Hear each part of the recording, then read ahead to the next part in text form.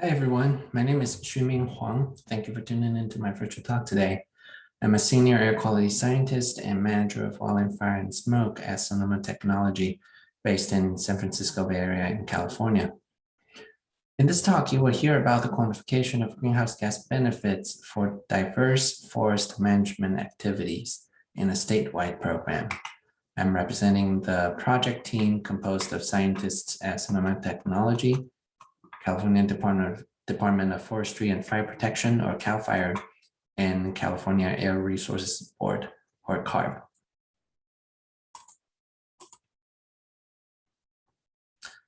First off, some important acknowledgements. Special thanks to CAL FIRE, CARB, and U.S. Forest Service FVS Group for their technical support. The work presented here is part of a manuscript recently submitted to Ecological Applications Journal.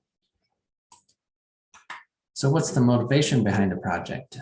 California has a program called California Climate Investments, which is funded by the state's cap and trade program. The CCI program is an umbrella that covers many greenhouse gas reduction programs that support the California Global Warming Solutions Act. Projects funded through these programs are required to quantify and report greenhouse gas benefits to the legislature using greenhouse gas quantification methods approved by CARB. The plot shows estimated greenhouse gas reductions by leading programs. The second on the list is the Forest Health Program, which is part of what we're talking about today. The CCI supports the Forest Health Program and Fire Prevention Program that CAL FIRE administers. These programs sponsor forest and vegetation management projects.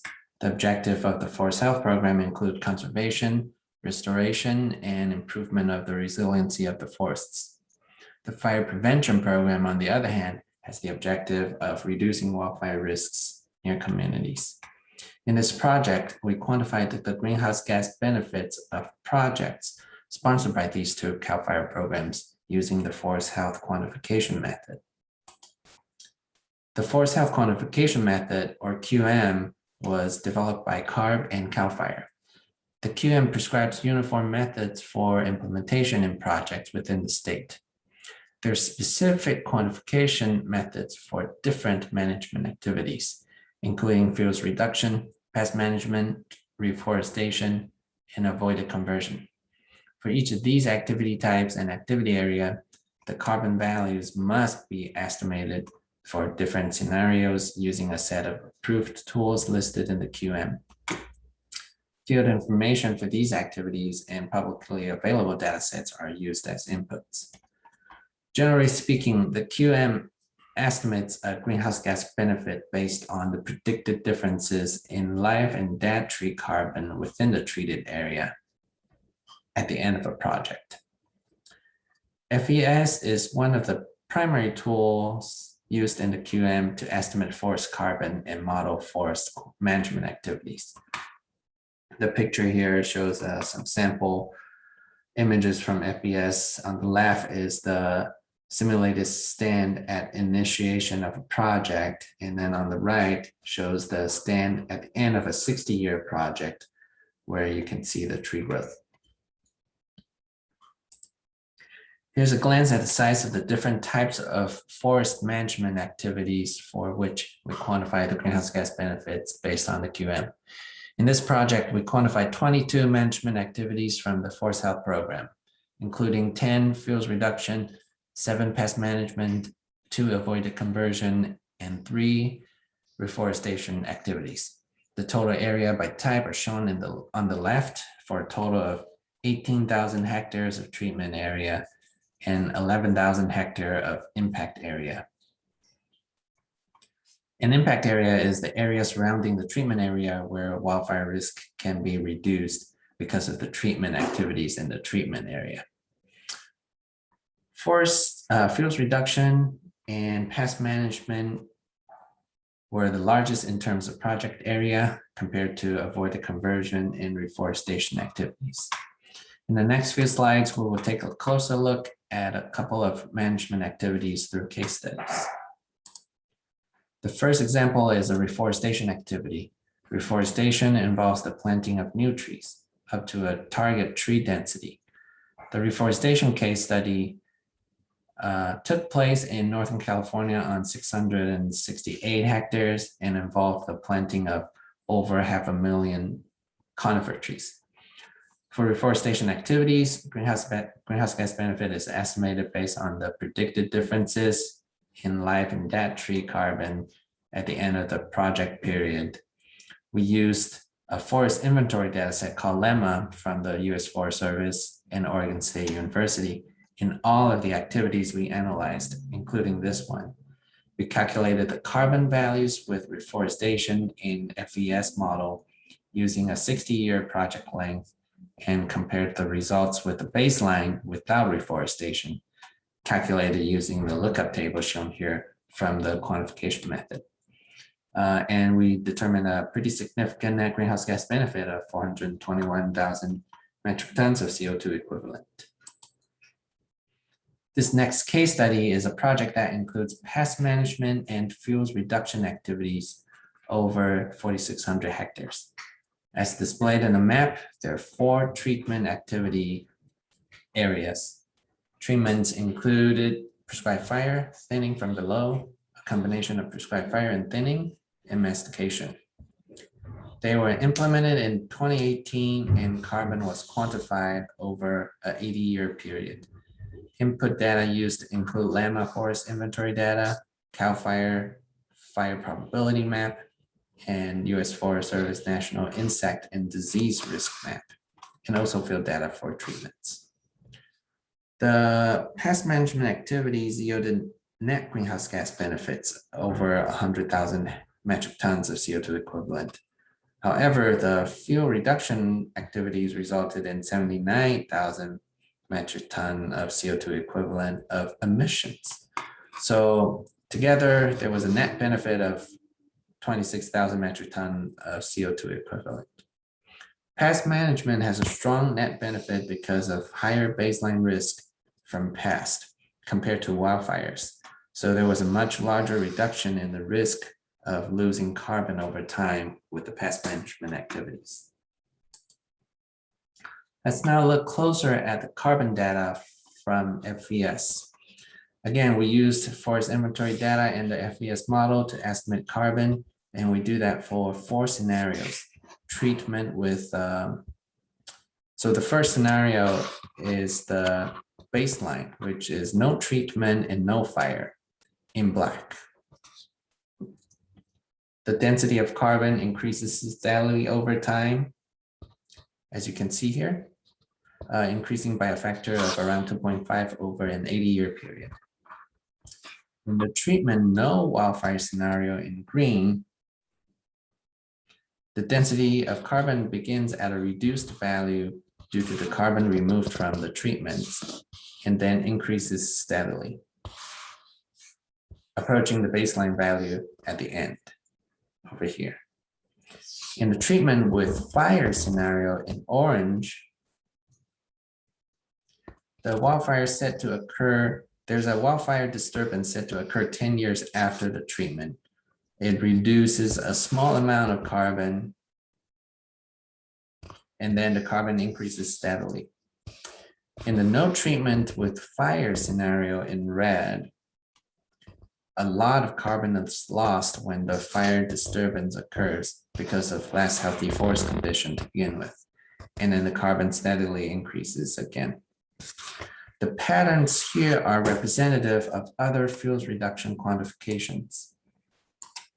At the end of the quantification period for fuel reduction activities, we typically see the highest carbon density for the baseline scenario, which is no treatment, no fire, followed by treatment without wildfire scenario, and then treatment with wildfire scenario. The scenario without treatment and with a wildfire disturbance always ends up with the lowest carbon density. A takeaway point for you is that if a treatment is effective, the carbon lost due to wildfire will be much lower with the treatment than without treatment. So you would expect to end up with a greater carbon stock at the site over time than not doing the treatment and if a wildfire occurs. This is an overview or an overall greenhouse gas benefit summary for the 22 forest management activities we quantified from the Forest Health Program. Reforestation generates the greatest greenhouse gas benefits, as one would expect, because you're planting new trees.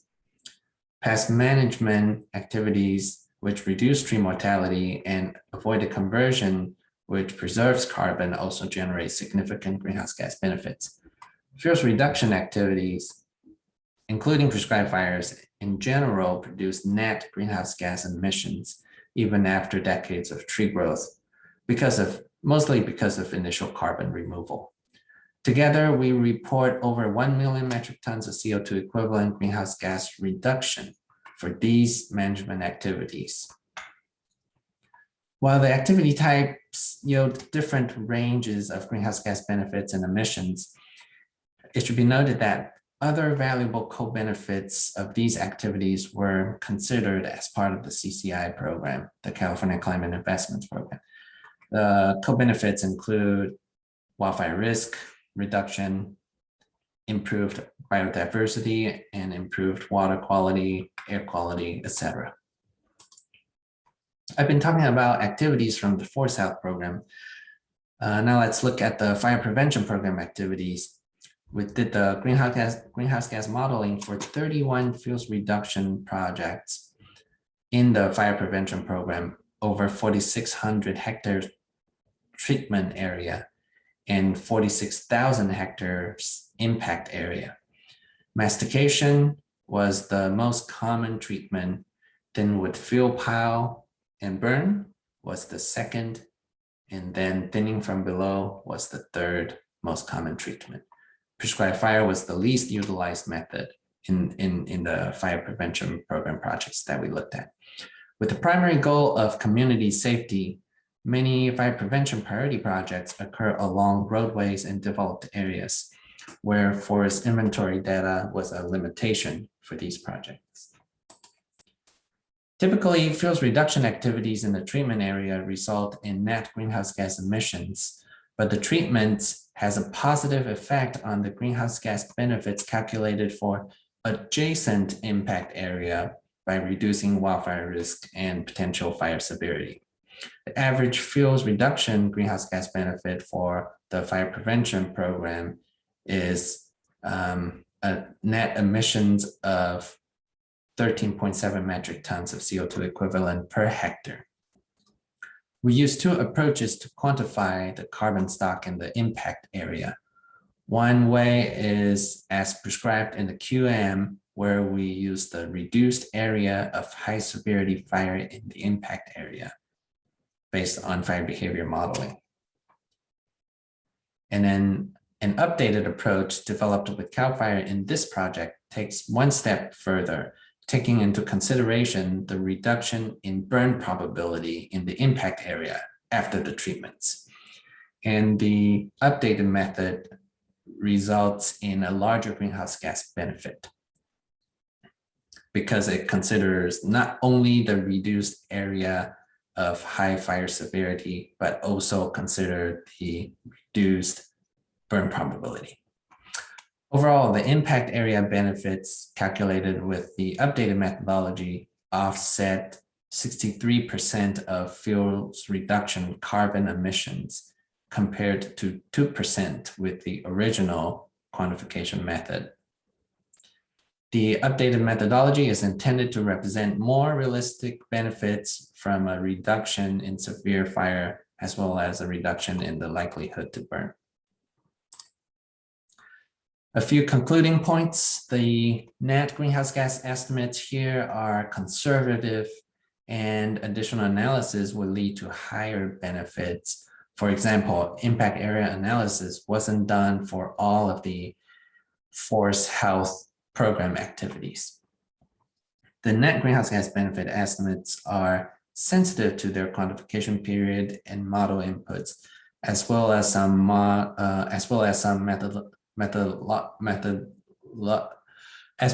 uncertainties such as FES model run configurations.